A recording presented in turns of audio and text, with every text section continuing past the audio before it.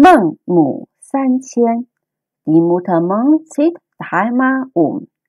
In diesem Video möchte ich mit Ihnen durch die Kindheitsgeschichten von Mengzi über das Thema Kindererziehung sprechen. Der Vater von Mengzi starb, als Mengzi 3 war.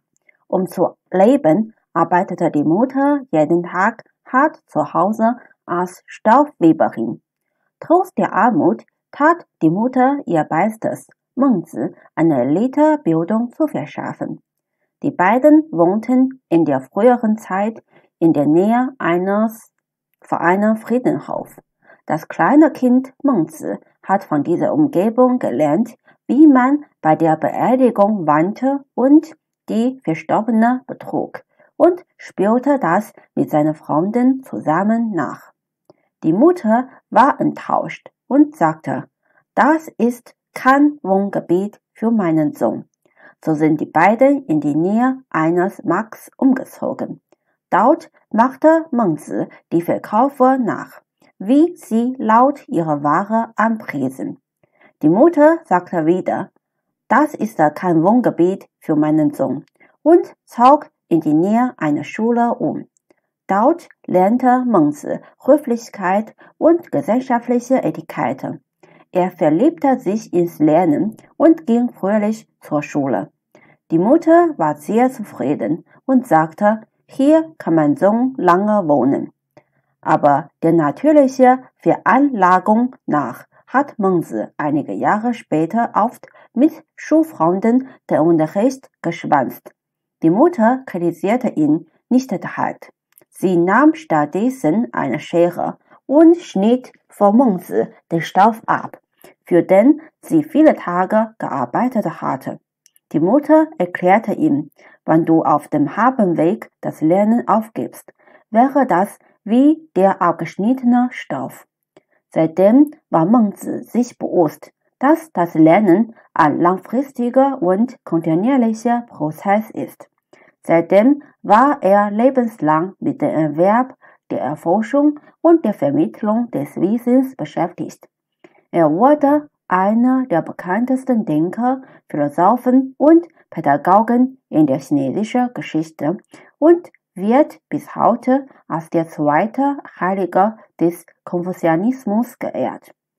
Die erfolgreiche Erziehung von der Mutter war einer der wichtigsten Gründe für den Erfolg von Mengzi.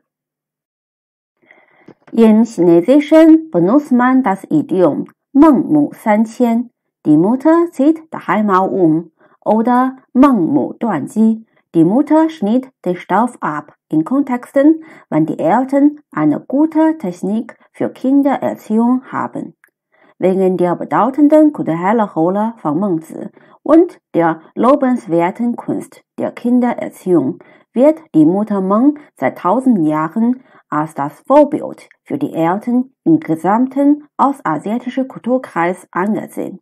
Es gibt auch zahlreiche Eltern, die versuchten oder versuchen, Mutter Meng nachzumachen. Heute gibt es beispielsweise in China zahlreiche Eltern in der sozialen Mittelschicht, die für eine bessere Bildung ihrer Kinder umgezogen sind und ihren ganzen Besitz für die neue Wohnung ausgegeben haben. Aber kaum jemand hat es geschafft, ihre Kinder zu Gelehrten zu erziehen.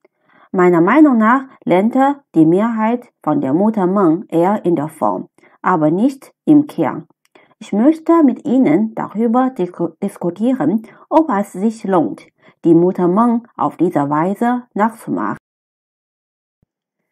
Zuerst weiß jeder, dass jedes Individuum für verschiedene Bereiche begabt sein kann, sodass die Erziehungsmethode für Mengzi nicht einfach bei den anderen Kindern kopiert werden kann.